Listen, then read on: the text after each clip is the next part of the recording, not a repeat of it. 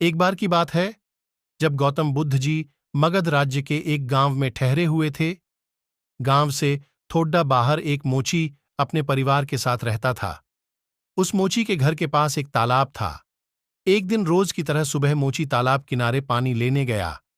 वहां उसने तालाब में एक बहुत ही अद्भुत पुष्प देखा। वह पुष्प देखने में बहुत ही सुंदर था और चमत्कारिक भी प्रतीत हो रहा। मोची ने तुरंत ही अपनी पत्नी को बुलाया और वह पुष्प उसे दिखाया। मोची की पत्नी आध्यात्मिक और धर्म में आस्था रखने वाली थी।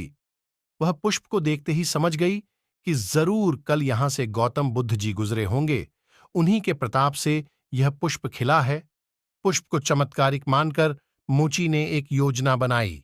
उसने अपनी योजना के बारे में पत्नी को बताया कि वह इस पुष्प को राजा को देगा और उनसे खूब सारी स्वर्ण मुद्राएं लेगा। उसकी पत्नी ने भी सोचा कि यह पुष्प उनके किसी काम का नहीं है, इसे राजा को ही दे दो, कम से कम कुछ कमाई तो होगी। पत्नी की सहमति के बाद मोची राजमहल की ओर निकल गया। राजमहल के रास्ते में उसे एक व्यापारी मिलता है।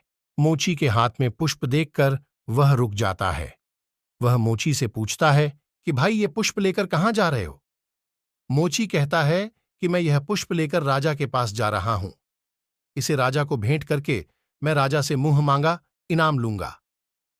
व्यापारी ने मोची को प्रस्ताव दिया कि तुम ये पुष्प मुझे दे दो, बदले में मैं तुम्हें 100 स्वर्ण मुद्राएं दूंगा।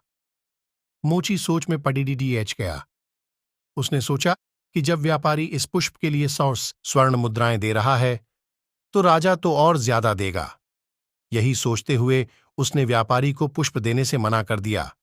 थोड़ा आगे चला ही था कि उसे रास्ते में राजा आते हुए नजर आए, जो गौतम बुद्ध के दर्शन के लिए जा रहे थे।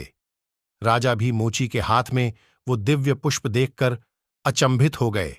राजा ने मोची को पुष्प के बदले 1000 स्वर्ण मुद्राएं देने के लिए कहा। यह सुनते ही मोची के मन में एक अजीब सी चेतना आई और वह राजा को पुष्प न देकर दोधता हुआ सीधे महात्मा बुद्ध के पास जा पहुंचा। महात्मा बुद्ध जी मोची को देखकर हैरत में पड़ीडीडी गए। उन्होंने मोची से पूछा तो मोची ने उन्हें सारी बात बताई।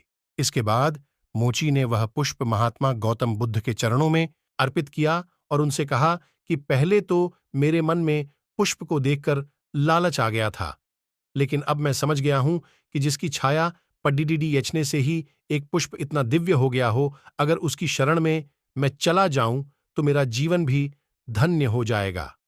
इसके बाद कहानी से सीख।